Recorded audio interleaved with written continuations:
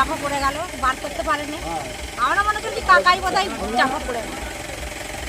দিয়ে তারপর আর কি, এবারে তাদের কাকাই কানছে, কিছুই বার করতে পারেনি, ঘরে যা যে আছে সব চাপা পড়ে গেছে।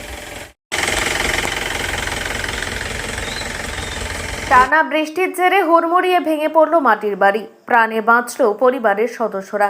চাঞ্চল্যকর ঘটনাটি ঘটেছে রবিবার গোঘাট 1 নম্বর ব্লকের গোঘাট পঞ্চায়েত সংলগ্ন দক্ষিণ পাড়া এলাকায়। জানা গেছে ওই এলাকায় একটি একতলা মাটির বাড়িতে নিজের পরিবারের সদস্যদের নিয়ে বসবাস করতেন গোপাল খাঁ নামের ব্যক্তি। এদিন তার বাড়ি হুড়মুড়িয়ে ভেঙে পড়ে।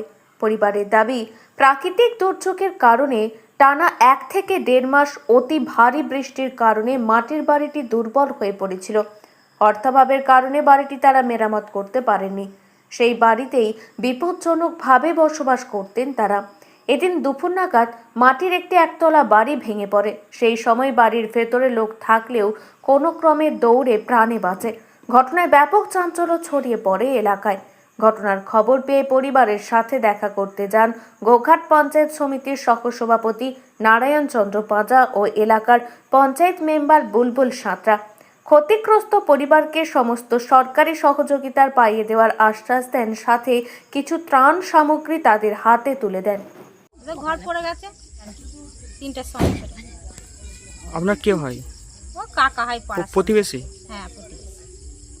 কেউ এসেছিল? কে আসবে, এই এলো আচ্ছা, খবর পেয়ে। কি বলে গেল তারা? হ্যাঁ, বলে গেল যে আমরা আশা করি দুবো, তিরপল দিয়েছে, আচ্ছা। কাপড় দিয়েছে, খাদ্যও কিছু দেবে বলেছে বিডিও অফিস থেকে। আচ্ছা, এই জায়গাটা কোথায়? গোঘাট। আপনার নাম? আমার নাম রূপা রায়।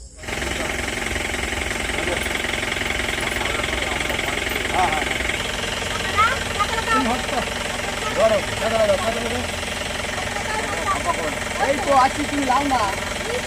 হ্যাঁ, দুটো ত্রিপল আর দুটো ঘুটি দিয়ে গেলাম, বুঝতে পেরেছো? তারপরে আবার ভিডিও অফিসে যাবে, কিছু খাদ্য সামগ্রী হ্যাঁ ভিডিও সাহেবকে বলেছি, ব্যবস্থা করে দেবে। ভেঙে পড়ার কিছু নেই, আমরা পাশে আছি। দেখতে পাচ্ছেন যে প্রবল বর্ষণ এবছর, মুহুর্মুহুর বৃষ্টি হয়েই চলেছে প্রতিনিয়ত। তো বিভিন্ন জায়গায় দেখতে পাচ্ছি যে মাটির বাড়ি ধসে পড়ে যাচ্ছে। তো অনেক বাড়ি পড়ে গেছে বছর, সেখানে বাড়ি তো সঙ্গে সঙ্গে দেয়া যায় না।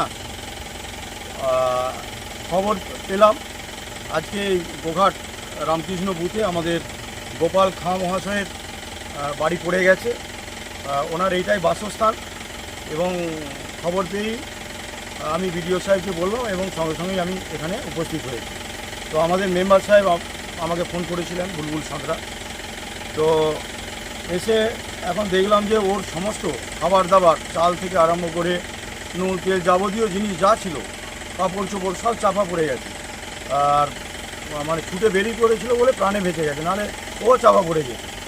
যাই হোক, এখন উপস্থিত এখানে এসেছি, এসে ওনাকে দুটো ত্রিপল এবং ঘুটি দিয়ে গেলাম, এবং আমাদের বিডিও অফিসে যেতে বলেছি, কিছু খাদ্য সামগ্রী ব্যবস্থা আমরা করে দেবো। থাকার ব্যবস্থা ওর প্রতিবেশী ভাইপোদের বাড়িতে আছে এখন।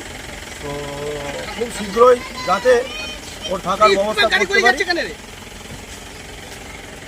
হ্যাঁ, অবশ্যই পরিবারের পাশে আছি তো সবসময়, যেমন আগেও ছিলাম, এখনও থাকবো প্রত্যেকটা মানুষের পাশে। তো ওনাকেও বলে গেলাম যে যা ত্রিপল বা ধুতি আমরা দিয়ে যাচ্ছি, এবং বিডিও অফিসে যাবেন, খাদ্য সামগ্রী ব্যবস্থা করে দেওয়া হবে।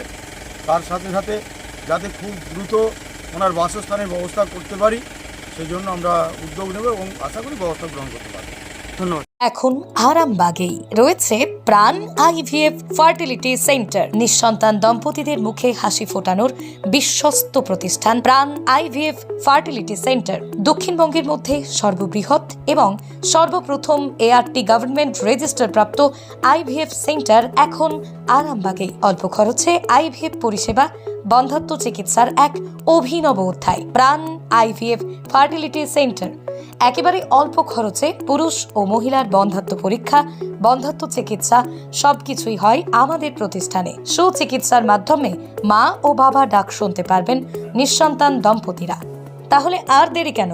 আজই যোগাযোগ করুন প্রাণ আইভিএফ ফার্টিলিটি সেন্টারে। ঠিকানা বসন্তপুর, আমতলা, 2 নম্বর রেলগেট, আরামবাগ, হুগলি। যোগাযোগ নম্বর 7865858781 অথবা যোগাযোগ করুন 7908098172 এই নম্বরে।